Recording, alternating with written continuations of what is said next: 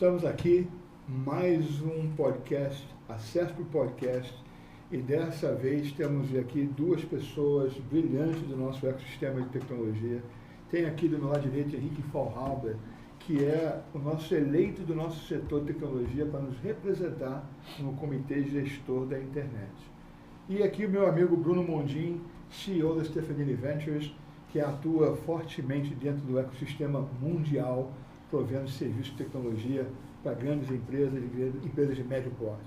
Vou começar com você, Henrique, e queria, a gente estava conversando aqui antes, o quanto que esse momento que a gente está vivendo da inteligência artificial se parece muito com aquele momento que você viveu lá 35, 30 anos atrás, né? Que chegou a internet e fez um arrasa-quarteirão. Eu acho que não fez tão veloz quanto o IA está fazendo, mas eventualmente a gente percebeu o quanto que mudou as regras do jogo, né? Então eu queria que vocês rapidamente pincelassem esse histórico, né, que você acabou de contar para a gente, da existência do CGI e o propósito que ele tem, né, do Comitê de Gestor da Internet. A IA realmente é um game changer, né, assim como foi o computador pessoal, né? Quem viveu lá nos anos 70, viu como o computador, quando veio para a mão das pessoas, mudou todo o paradigma da computação. O CGI, nós estávamos conversando ontem, é uma construção de 95, do primeiro governo Fernando Henrique Cardoso, em que no cenário do fim do monopólio das telecomunicações pela Telebrás e pela consequente privatização das operadoras, houve uma decisão do governo acertada de abrir a internet. Quer dizer, que a internet ela nem foi explorada direito pela Embratel, na época que era estatal, porque havia uma visão de que era importante que essa descoberta, que na verdade veio dos anos 80, mas que chegou no Brasil em final de anos 80, começo dos anos 90 na academia, em 95 ela foi lançada comercialmente no Brasil. E o Comitê Gestor foi fundado nessa época, porque o pessoal da FAPESP, o DEME e outras pessoas tinham os IPs que foram dados pelo Postel. Então, a construção da internet comercial no Brasil, o Comitê Gestor, para vocês terem uma ideia, é anterior à própria AICA. Quer dizer, a gente teve o .br, criou o .br aqui numa iniciativa acadêmica, e o CGI, vamos dizer, começou a registrar esses domínios para o mercado brasileiro, e isso aí, depois a AICA foi feito, e o nosso contrato com a AICA é um contrato, vamos dizer, que não é igual dos demais países que tiveram a internet não tão cedo como nós. Essa construção é importante porque não só ela permitiu que a gente criasse um ecossistema muito variado, né, que hoje a gente tem 20 mil provedores, quer dizer, provedores regionais grandes, os provedores regionais já contabilizam quase 50% do tráfego da internet, quer dizer, você tem os grandes operadores de telecomunicação e você tem os provedores e provedores médios. É meio a meio. Quer dizer, isso aí só foi possível porque lá atrás, né, nos anos 90, houve um incentivo forte governamental, uma política de que, vamos dizer, para levar a internet para o Brasil inteiro era necessário ter agentes privados. Isso funcionou muito bem, isso desenhou a internet do Brasil. A gente, por exemplo, só tem um país que tem mais sistemas autônomos de internet, que são as redes que se interligam, que é os Estados Unidos. O Brasil tem 10 mil sistemas autônomos. Então, isso aí não tem nenhum país no mundo, fora os Estados Unidos, que tenha tanta rede. Então, isso criou uma capacitação, criou uma cultura, levou a internet para a ponta, né? Então, tem uma série de benefícios. Quer dizer, acho que esse que é o paralelo que eu faço com a IA, que realmente é um game changer, né? Uma mudança importante, dizer, que gera uma virada de chave na toda a tecnologia. Realmente a internet eu acho que foi tão importante e até propiciou esse avanço que a IA tem agora, mesmo ela tendo sido criada 70 anos atrás. Né? Com certeza, né? Se não tivesse tido a internet, eu não sei se a gente estava com a IA do jeito que está hoje, né?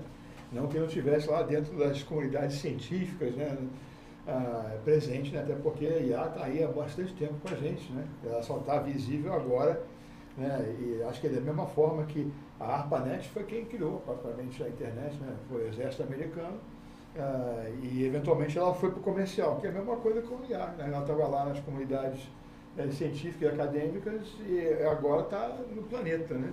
Não, o que alavancou não foi só a internet, mas a capacidade computacional, quer dizer, essas redes neurais que a gente trabalha hoje lá no fundamento lá da IA generativa é uma invenção dos anos 80, vai, para até um pouco antes. Ela só pode entregar o que ela entrega com a capacidade que a gente tem hoje de throughput, nem armazenamento, nem big data, que isso tudo aqui vamos dizer, ele viabilizou que uma tecnologia pudesse realmente entregar resultados, né, globalmente. Então, eu vou trazer aqui agora o setor privado e queria, Bruno, aí no teu contexto de atuação da Stefanini, né, que é um protagonista de primeira ordem do ecossistema brasileiro, em global, né? Representa a gente muito bem lá fora. E então teve um impacto na Stefanini da internet, né? E agora tem um impacto da IA, né? Para a Stefanini, como é que ela se coloca no mercado. Uhum. Eu queria entender como é que está esse movimento agora, porque obviamente esse aqui é um movimento iniciante, né? E a internet já está aí, né? Consolidada. Né? Então, como é que você enxerga esse paralelo dentro do seu contexto específico? Então, eu acho que assim, a inteligência artificial, eu enxergo até um pouco mais a abrangência dela, até mais do que o impacto da internet. Né? Talvez dentro do contexto do impacto do que foi a corrida espacial lá atrás. Né? Ou seja, a questão do homem chegar à Lua, etc., foi um objetivo, mas que se criou de tecnologia para acontecer, mudou o mundo. Sim. Isso não tem dúvida nenhuma, mudou o mundo no sentido de que hoje toda a indústria, etc., usa a tecnologia que veio de lá. Eu enxergo isso, basicamente, hoje a gente está exatamente nessa fase, ou seja, o mundo está mudando. Né? E a diferença daquela época é a velocidade dessa mudança, basicamente é isso. Né? Não que a IA seja muito novinha, porque não é. Eu me formei em ciência da computação nos anos 90 e eu já tinha inteligência artificial, eu tive contato com rede neural, etc., desde aquela época, né? Quem sabe que da ciência da computação, que esse negócio não é novo, já vem dos 40 anos para cá. Agora, a diferença é que agora realmente o jogo ficou sério. E isso está mudando o mundo. No aspecto que abriu um mercado enorme, ou seja, hoje você tem uma tecnologia que já tem uma maturidade suficiente para fazer diferença nas empresas, né? Do ponto de vista de produtividade, do ponto de vista de explorar outros mercados, etc. Olhando como empresa de tecnologia, a gente sempre olhou como uma oportunidade ou uma ameaça. Porque para mim é claro que a oportunidade é enorme. Só que essa oportunidade ela só vai poder ser capturada se como empresa de tecnologia a gente fizer diferente. Ou seja, aquele modelo que a gente tinha como empresa, etc., ela mudou completamente dos anos para cá. Né?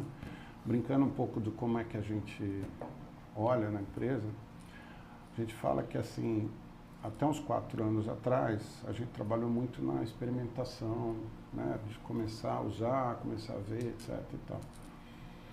Uns 3 anos para trás, a gente montou a fundação do que seria isso, né? Você pega essas pessoas, a gente capacitou muita gente, a gente montou toda uma infraestrutura e um marketplace para isso, né? E esse ano aqui a gente entra num ano de execução, né, de coisas que fazem sentido enorme para o nosso público, que são os nossos clientes. Né? Então, assim, a IA mudou completamente nesse sentido. É interessante, né?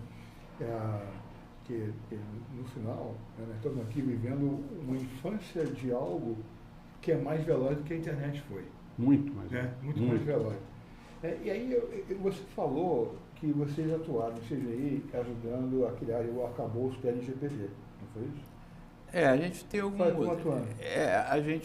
O CGI se envolve, pelo fato dele ser multissetorial, reunir governo, academia, sociedade civil, terceiro setor e setor privado, a gente acaba se envolvendo em aspectos, vamos dizer, do impacto da tecnologia da internet e do que está sobre ela na sociedade. Então, acaba caindo na regulação. Entendeu? Acaba caindo na regulação. Mas eu acho que o primeiro marco da nossa inserção na discussão regulatória é o próprio Marco Civil da Internet, que foi, vamos dizer, pioneiro no sentido de definir direitos e deveres das pessoas que utilizam a internet no país. Ele hoje está sob discussão, né? Hoje tem uma discussão no Supremo Tribunal Federal sobre a questão da constitucionalidade do artigo 19, que é aquele que fala que os intermediários eles não são responsáveis por aquilo que os terceiros postam na rede, que isso hoje é um assunto de discussão pública dentro do nível Supremo, mas, enfim, foi um marco super importante.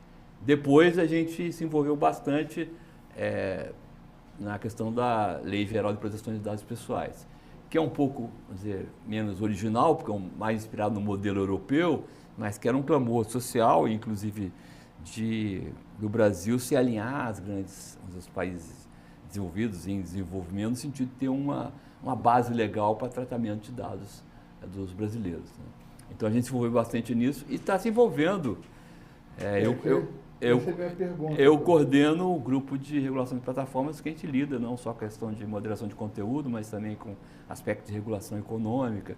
Temos a regulação da IA, então, nesses últimos 10 anos, 11 anos, o CGI se envolveu bastante no aspecto regulatório.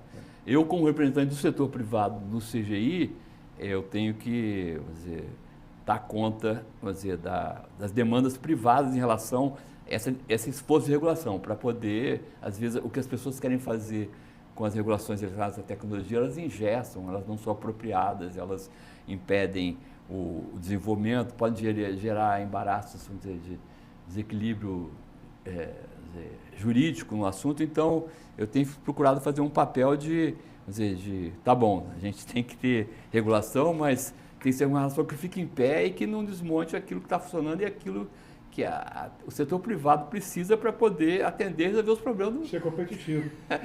Então, a gente, quer dizer, lida com isso, e eu lido bastante com esse assunto, acabo lidando, mas tem que estar atento o tempo todo mostrando que a vida não é só regulação. Nós estamos conversando antes, a regulação é importante para a IA, realmente tem alguns riscos que têm que ser contornados, etc.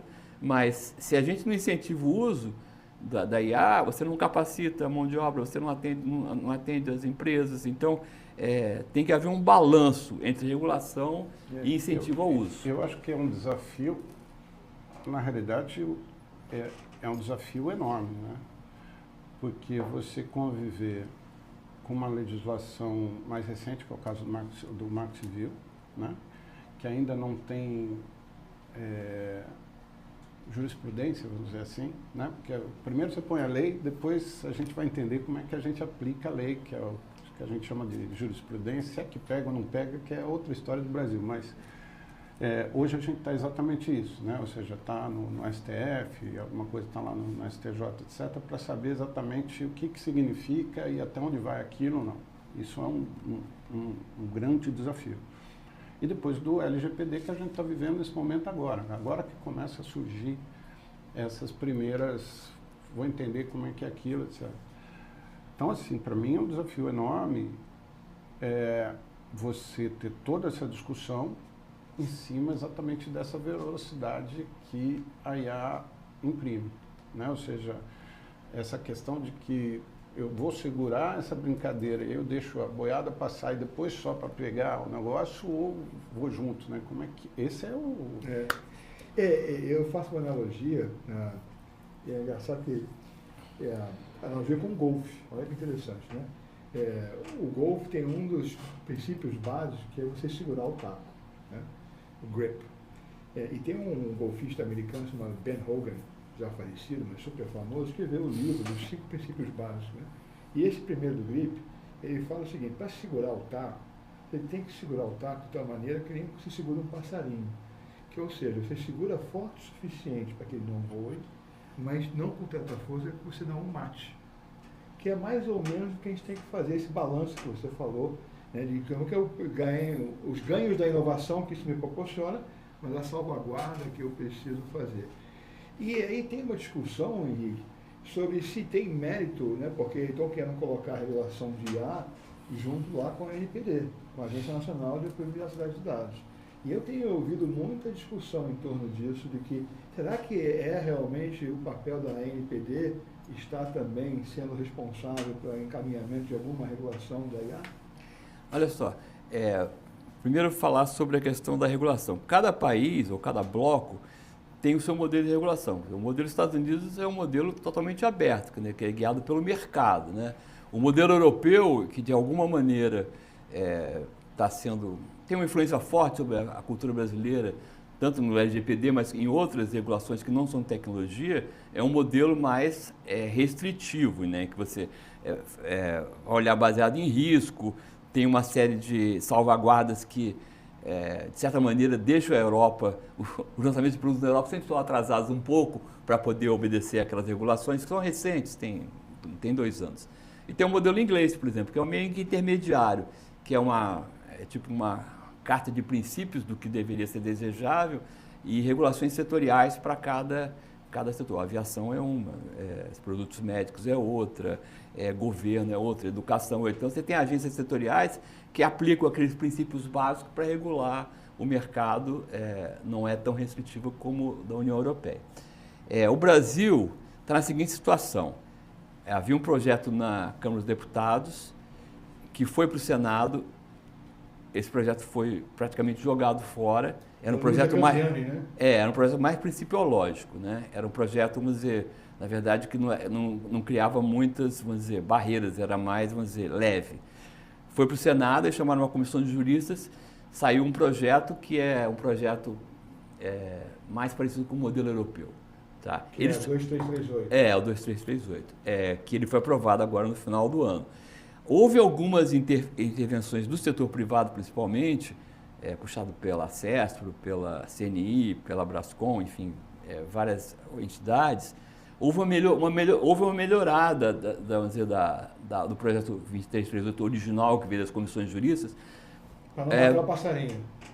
Para você não regular a ponto de acabar com a inovação, né? Porque o negócio era muito sério. Então, deu-se vamos dizer, por conta de uma mobilização mesmo empresarial, o projeto que acabou sendo aprovado, ele é melhor. Mas ele ainda tem problemas. E o principal problema é que ele volta para a Câmara, que não aprovou esse projeto, aprovou um outro. Então, a discussão não é que volta para o zero, mas ela recomeça de novo no Congresso quando ele se reunir para abordar. Eu não sei, né? Certamente esse ano talvez não haja ambiente para esse assunto ganhar pauta no Congresso Nacional, embora haja, vamos dizer, forças deputados e forças políticas que gostariam de que ele andasse também. Não sei se vai andar, mas o fato é que a gente está meio que num limbo, né, por conta vamos dizer, desse trâmite todo aí.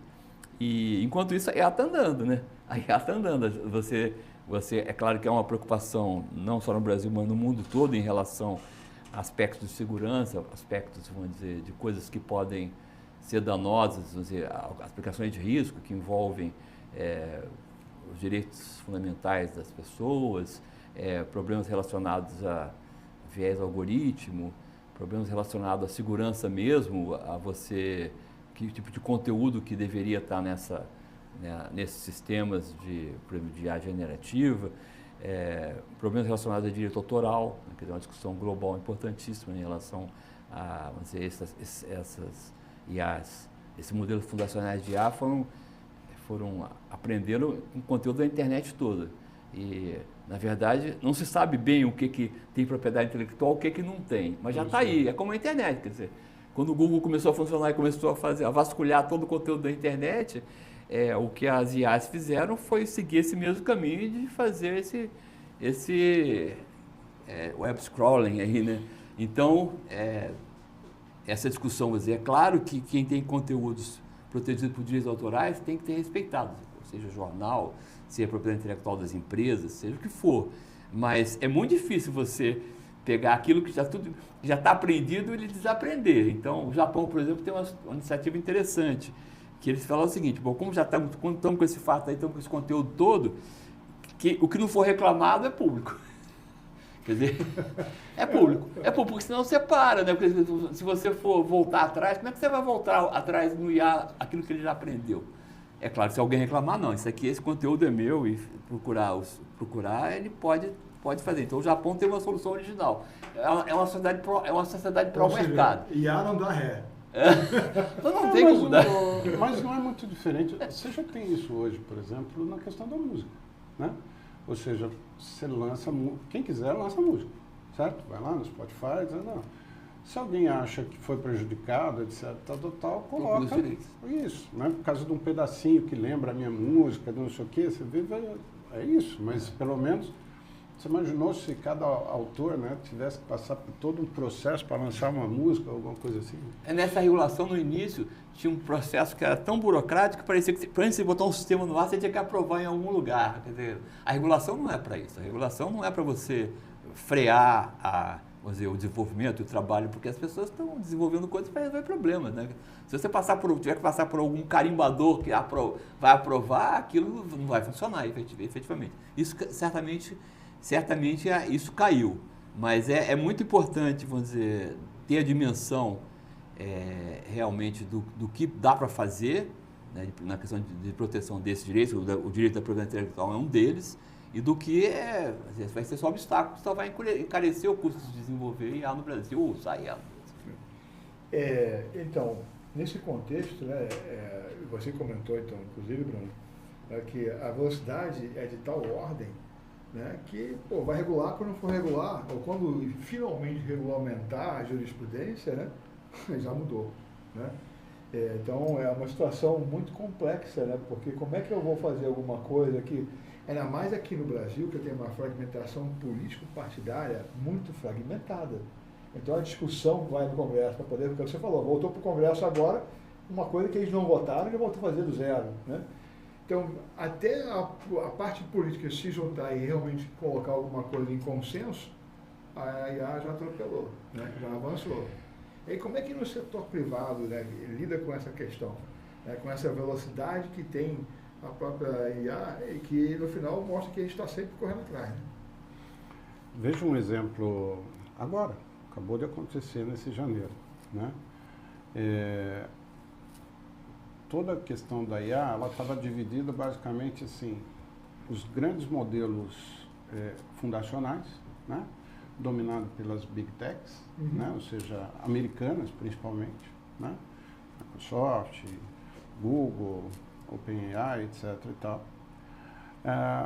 E todo o resto do mercado, o mundo inteiro, basicamente trabalhando só na IA aplicada, certo?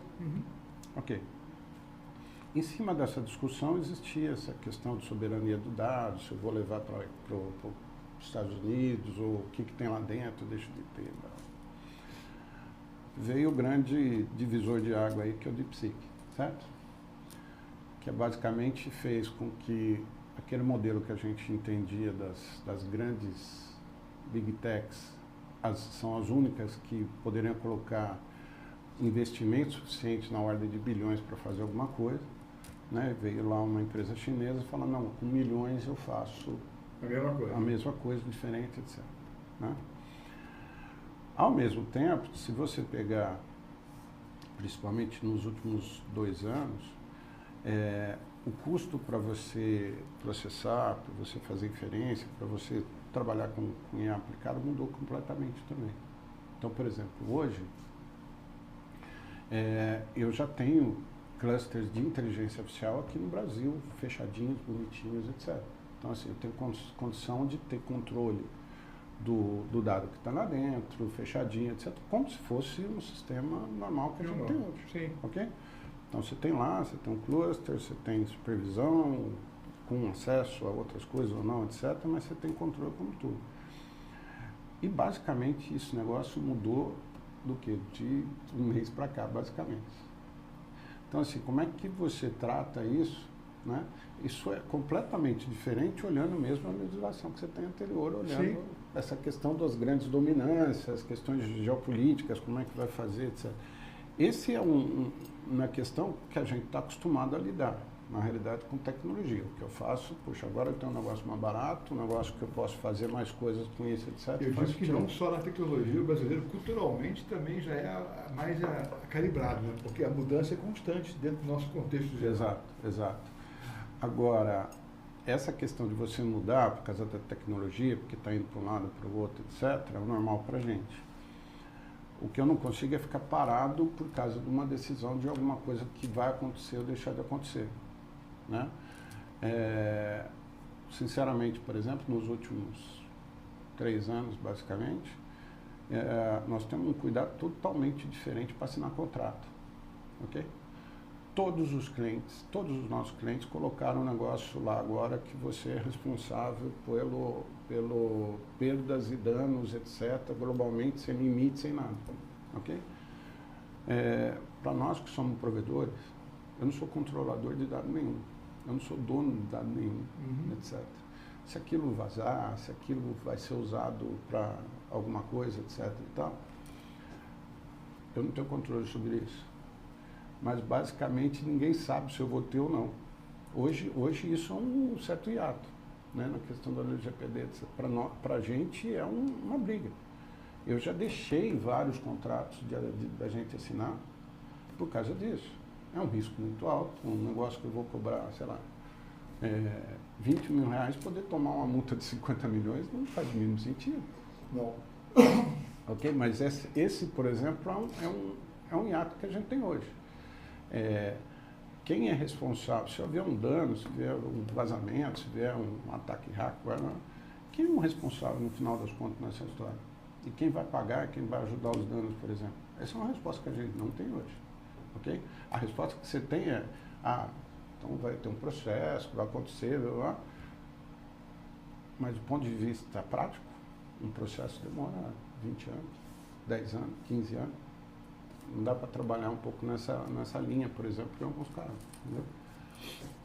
O comentário, LGPD no Brasil tem 2, 3 anos, quer dizer, não tem histórico suficiente. Não tem jurisprudência. Né? Não tem histórico suficiente, porque muitas das coisas que deveriam ter sido já implementadas não foram, né? Então, quer dizer, na verdade, eu acho que essa insegurança, ela, até na Europa também não tem tanto tempo, então vai demorar um tempo para realmente assentar a poeira, né? Assentar a poeira, porque certamente, vamos dizer, quem fornece a infraestrutura, vou pegar um problema simples de infraestrutura de segurança de dados para os sistemas que têm dados pessoais.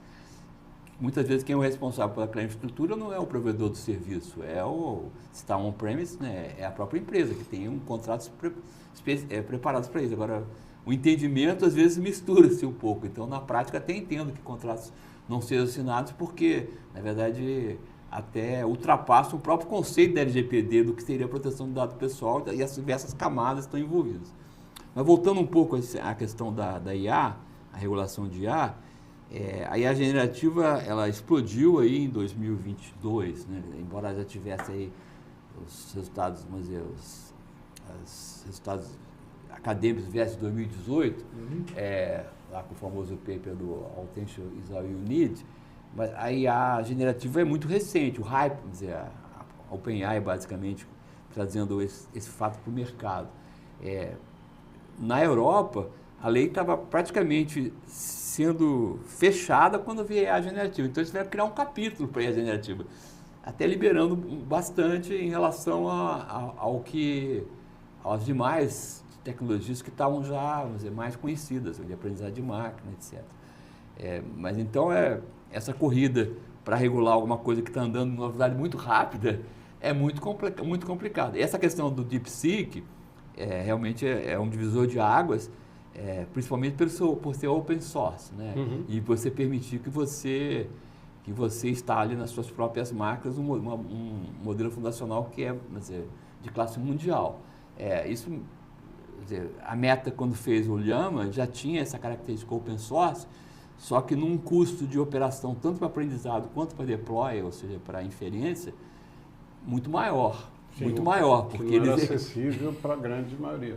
Eles trouxeram um código otimizado, né, que consiga baixar violentamente o custo de aprendizado, inclusive o custo de inferência.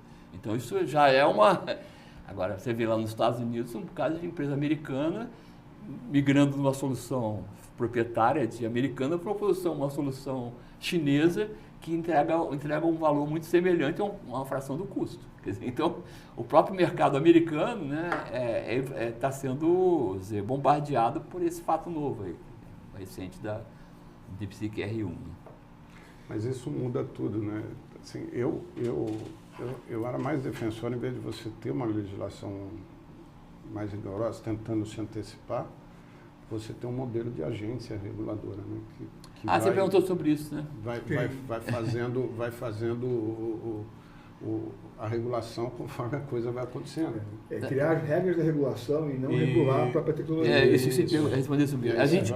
A gente discutiu muito isso, esse assunto no CGI, a questão do modelo regulatório. Quem que deve regular? No caso da IA e de outras tecnologias, a gente defende que seja uma regulação em rede, porque você tem as agências setoriais, que são especializadas naquele tipo de fármacos, como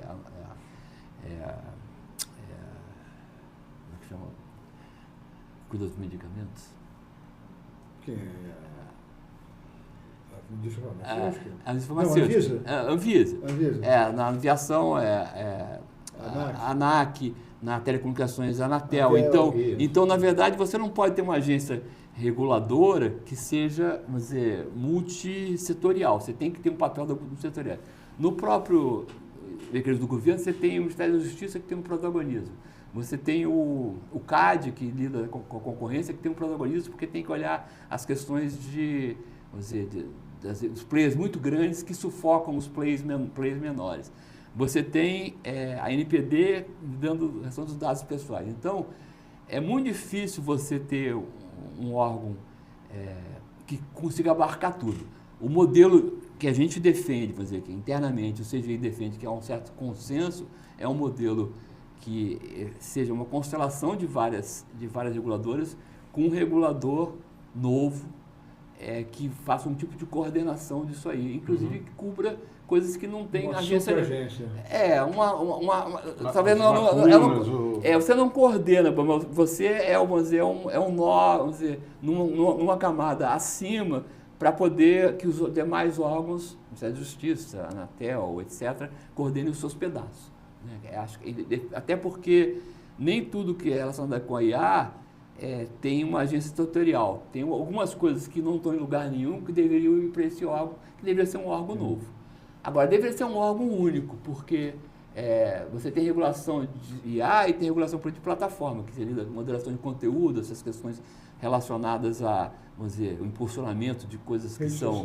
redes sociais. Então, não daria para ter uma agência de IA e uma de redes sociais. Essa agência que ainda não existe, que é uma agência tipo de coordenação dos diversos esforços nacionais em relação à tecnologia, deveria cuidar também, por exemplo, de redes sociais, não só de IA. Porque até fica interligado, né? O mecanismo de recomendação só IA. Mas esse foi para frente? Ou não, isso aí é a grande discussão, porque o Senado não resolveu. O Senado deixou na NPD. Mas isso não é pacífico para nós, né, do setor privado, nem para o CGI, de que essa seja a melhor solução. A melhor solução seria uma nova agência, efetivamente, e que tivesse uma articulação com as demais. A transversalidade. Mas isso vai ser feito no Congresso agora, na Câmara dos Deputados. Esse trabalho vai ter que ser feito. Porque a transversalidade da IA e o seu impacto exige que seja uma composição dessa, porque eu não posso deixar de ter, quer dizer, vou criar uma coisa paralela à Anvisa, paralela à ANAC? Não, eu tenho que ter uma visão de cima que possa olhar para a floresta, né? Não, e quem lida com cada tipo de setor conhece muito mais de setor do que alguém que está lá, no geralzão, entendeu? Porque você não vai conhecer lá o detalhe da aviação, o detalhe da energia, os detalhes entendeu? Isso aí quem entende são as agências setoriais. Né? Então, esse é o modelo que a gente defende. Agora, ainda está longe desse assunto chegar no Congresso e haver vamos dizer, um entendimento dos parlamentares de que talvez essa seja a melhor solução. Acho que esse é um ponto para o futuro. E ainda tem eleições vindo agora em 26, né? Então tem uma composição que a gente não consegue encaminhar nada agora em 25, muito menos de 26 por causa das eleições que vão acontecer. E há uma preocupação dos deputados em relação ao uso da rede social e da IA em período eleitoral. Então isso contamina também. Isso contamina a história toda. Isso contamina. O que acontece de fato é o seguinte, como o TSE ele regula as eleições, ele acaba se antecipando. Quer dizer, o que a gente teve de regras relacionadas à rede social e um pouco aí nas últimas eleições, essas agora, foram uma lei própria eleitoral do TSE. Foi isso que foi feito. E talvez em 26 seja a mesma coisa, porque se a gente não chegar a um entendimento qual a melhor solução geral, o TSE vai arbitrar. Mas você não pode misturar uma questão, de novo, né? Uma questão eleitoral, né? Uma questão de Estado. Uma questão de Estado. Não, eleitoral é só para eleição. Inclusive naquele período, né? 6 meses e tal.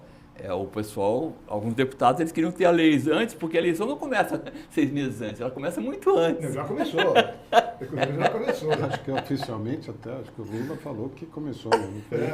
Mas na verdade, quando você entrar lá no período eleitoral mesmo, se tivesse feito algum estrago em relação à manipulação da opinião pública, etc., já está feito. Né? Já está feito, porque não vai ter lei geral de IA antes de 2026. Vai ser muito difícil. Talvez ano eleitoral, ano que vem, se não decidir esse ano, que eu acho que não vai andar muito, em 2026 muito menos. Essa posição do CGI, né, do ponto de vista regulatório, quem mais comunga dessa mesma posição dentro do contexto geral? Não, peraí. A gente tem um consenso de algumas coisas que eu falei aqui dentro do CGI. Eu acho que o governo, como estão todos lá, o governo, o setor privado, a gente tem um certo respaldo dos nossos stakeholders. Agora, IA não, eu estou falando na questão de... Está muito mais na mesa a questão das redes sociais do que da IA. Porque as redes sociais têm essa discussão do Supremo, que a gente vai fazer um evento grande agora em março, acho que 18 de março, para discutir dar o nosso posicionamento, o posicionamento da sociedade em relação se o artigo 19 é constitucional ou não. A gente acha que é constitucional, porque se botar o artigo 19 que permite que os provedores não sejam responsáveis por conteúdo de terceiros inconstitucional, isso vai criar um caos no mercado, vai judicializar tudo. Tá? Então, é muito importante que isso seja ainda constitucional, dado algumas exceções. Hoje tem 2 exceções, que é a questão da pedofilia e pedofilia e nudez aquela chamada Lei Carolina Dickmann, que que você extorque, né, através de imagens íntimas. Então deveria ter mais exceções, né, relacionadas a fraude. Fraude é um grande problema, né? Fraude hoje não há muita fraude corre nas redes sociais porque, de certa maneira, entre aspas, as empresas dizem que, como ela não é responsável por conteúdos de terceiros, a fraude rola meio que solta. Então, se faz menos do que se deveria fazer em relação às fraudes online, por conta da não imputabilidade e responsabilidade para os provedores de redes sociais no tocante a esse tipo de conteúdo, inclusive, de fraude. Então, mais ou menos a linha que se defende é que aquilo em que o provedor de conteúdo de rede social impulsiona, ou ele, pelos próprios algoritmos, ele é ativo, ele passa a ser responsável. Pelo que o usuário coloca, não. Mas se aquele negócio é impulsionado ou pago ou não pago, ele teria algum tipo de responsabilidade. Essa é o chamado de interpretação conforme, quer dizer, o artigo 19 é constitucional, só que tem essas restrições relacionadas ao posicionamento ativo dos prestadores de serviço em relação aos conteúdos que o usuário colocou lá. Então, se ele colocou um conteúdo ou ele impulsionou um conteúdo, ele passa a ter alguma responsabilidade. Isso está mais avançado que a IA. Eu acho que a IA, a gente está um pouco longe de... Isso é feito por IA, inclusive. Mas... Faz sentido, porque na realidade o efeito da rede social está muito mais na questão do impulsionamento, né, dos engines que você tem aqui embaixo, etc., do que do resto. Né? Na realidade, se o cara fazer uma fraude, mas ninguém fica sabendo, não adianta nada. Sim. Agora, como é que o cara consegue botar isso para milhões de pessoas? Aí sim. Ele impulsiona. Aí sim, entendeu? Então, essa é a linha mestre do que ele deveria trabalhar do que nessa discussão mais recente do Mark Zuckerberg, que ele resolveu lá, com a mudança de governo, afrouxar alguns controles de moderação de conteúdo, uma preocupação séria é de que algumas coisas que estavam sendo feitas no Brasil deixassem de ser feitas, que foram conquistas, inclusive, aí nas épocas das eleições e tal. Mas eles emitiram um comunicado recente que não foi bem interpretado, porque ele se comprometia, inclusive, a ter ações mais, no caso a Meta, mas enfim, isso acho que valeria para os outros, mais eficazes em relação aos problemas de fraude, aos problemas de manipulação, aos problemas de impulsionamento, entendeu? Mas a coisa, como é muito polarizada, às vezes, vamos dizer, virou... É o tal da discussão. Porque, a meu ver, foi isso. Ele tinha um modelo centralizado, e ele fala muito bem na fala dele que era um modelo complexo e, na realidade, o remédio está sendo pior do que, né, a doença. Né? Ele não está conseguindo dar conta. E ele só descentralizou o modelo. Né? Ele coloca a comunidade... Sim, a comunidade que fica alto e nem que ele vai... Ele está diminuindo, de certa forma, mas ele não está matando, né, a própria regulação dele, etc. Mas deixa a comunidade participar, um pouco isso. Né? Eu nem sei se a solução da comunidade é a melhor solução, mas, de fato, essa solução para conteúdos não tão danosos, que envolvem opinião, às vezes, não são tão sérios quanto aquelas coisas realmente danosas. Essas coisas danosas, ele não falou em nenhum momento que... Eu entendo, né, que no Brasil também, na demonstração, na manifestação deles, eles não falaram que eles deviam de fazer... dentro da medida da sua capacidade, tirar conteúdos da rede que sejam altamente danosos. Eles já fazem isso e vão continuar fazendo, entendeu? Pedofilia. Terrorismo, incentivo a suicídio. Eles já fazem isso e podem não fazer bem, fraude certamente poderiam fazer melhor do que fazem. A gente que está vivenciando online, você vê que é um absurdo. As pessoas denunciam lá aqueles anúncios falsos com a cara da companhia aérea, sei lá o que. E aquilo vai, você denuncia e volta, entendeu? Volta, quer dizer, tem tecnologia para impedir isso. Então, vamos dizer, um esforço maior por parte das companhias, até através de regulação, para conseguir esse efeito de que as coisas mais graves sejam, porque nada é 100%, né? As coisas mais graves sejam bloqueadas, e mais bloqueadas que são hoje, eu acho que é necessário. Né? E aí, isso é uma coisa que faz diferença, e aquela questão da velocidade, né? Essa questão de fraude, golpe, etc., ele também é impulsionado muito por IA. Né? O cara consegue hoje fazer um agente que antigamente ele tinha que fazer na mão, né? Ele criava um post, etc. Agora ele pode fazer milhares. Ele tá tomando chopp. O negócio está lá. Gerando conteúdo, distribuindo e funcionando. Gerando milhões, numa noite ele gera milhões de golpes diferentes, etc. Tal, um clique. Certamente as soluções as companhias já usam IA para poder se precaver em relação a isso, ou diminuir o dano, e vão conter. A IA é fundamental para poder, porque não dá para você fazer humana. Não, é humanamente impossível, não dá. É um pouco disso que ele falou, que ele fala das checagem de fato, né? Que aquelas agências, etc. Sim. Aquilo é humano no final. E também estava falhando um pouco, porque também é impossível para eles dar conta disso. Ele precisa de um negócio mais eficiente. Não dá. E com dado sintético, porque o dado sintético o conteúdo você não sabe nem se foi feito por um humano, né? Então você fica... nós estamos chegando aqui ao final da nossa sessão de hoje, né? E aí no final aqui eu me sinto muito como 49ers, né? Na época em que os Pilgrims americanos estavam desbravando o oeste. E aí encontrava uma série de perigos, né? Então tinha índio, tinha cascavel, tinha fome, tinha deserto, calor, né? Mas foi desbravado e foi consolidado, né? Foi conquistado.